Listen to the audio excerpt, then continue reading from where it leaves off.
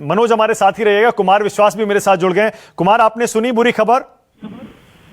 मानक, मेरे लिए तो पर्सनली बहुत बड़ा लॉस का वक्त है और खासतौर पर कोरोना ने पहली बार पर्सनल जिंदगी को छुआ है। क्योंकि आप सब भी जानते हैं कि पिछले 10-15 साल में सबसे ज्यादा अगर किसी एक कवि के वो निजी रूप से निकट थे तो उनमें से मैं एक नाम था। हमने बहुत सफर साथ किए, बहुत सारी यात्राएं की और ऐसी बेबाक जिंदगी, ऐसा तरंगित आदमी इतनी खामोशी से विदा होगा ये मैंने नहीं सोचा था।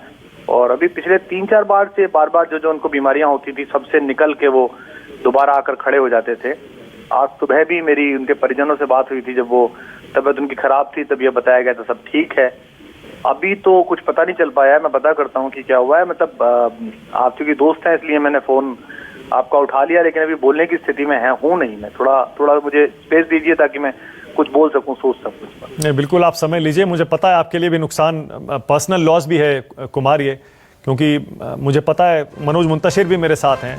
जितने भी आज की पीढ़ी के या इससे पिछली वाली पीढ़ी के शायर हैं वो सब राहत इंदौरी साहब को अपना आदर्श मानते थे और उनकी लिखाई, उनके शेर, उनकी कविताएं पढ़ कर बहुत सीखा है।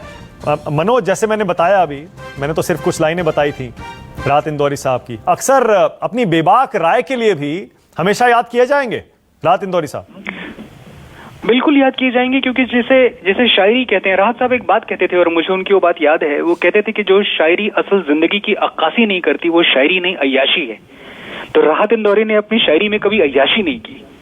उन्होंने एकदम वही कहा जो कहना चाहिए था, जो मौजूद था और जो वक्त की जरूरत थी। और उनका एक शेर मुझे याद आता है कि हाथ खाली हैं तेरे शहर से जाते जाते, हाथ खाली हैं तेरे शहर से जाते जाते, जान होती जो मेरी जान लुटाते जाते।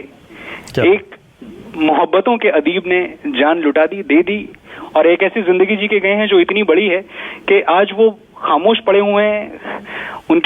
उनका जो शव है वो कफन में लिपटा हुआ होगा, लेकिन मैं समझता हूं कि ऐसा आदमी कभी खामोश हो ही नहीं सकता। जब तक आवाज जिंदा रहेगी इस दुनिया में, जब तक कोई भी बोल रहा होगा, मेरी जबान से, आपकी जबान से, मानक कुमार विश्वास जी की जबान से, राहत इंदौरी हमेशा बोलते रहेंगे।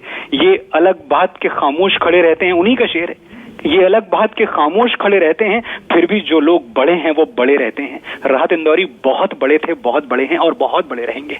एक आध और उनके शेर याद आ गए, मैं अपने दर्शकों को सुनवा भी देता हूं।